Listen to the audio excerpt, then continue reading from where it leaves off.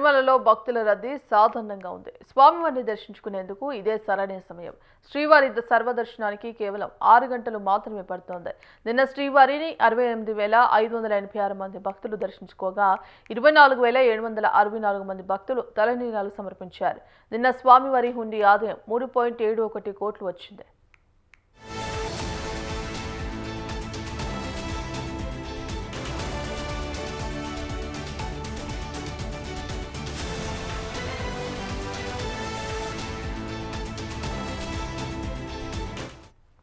తిరుమలలో భక్తుల రద్దీ సాధారణంగా ఉంది. స్వామివారిని దర్శించుకునేందుకు ఇదే సరైన సమయం. శ్రీవారి సర్వదర్శనానికి కేవలం 6 గంటలు మాత్రమే పడుతోంది. నిన్న శ్రీవారిని 68,586 మంది భక్తులు దర్శించుకోగా 24,764 మంది భక్తులు తలనీలాలు సమర్పించారు.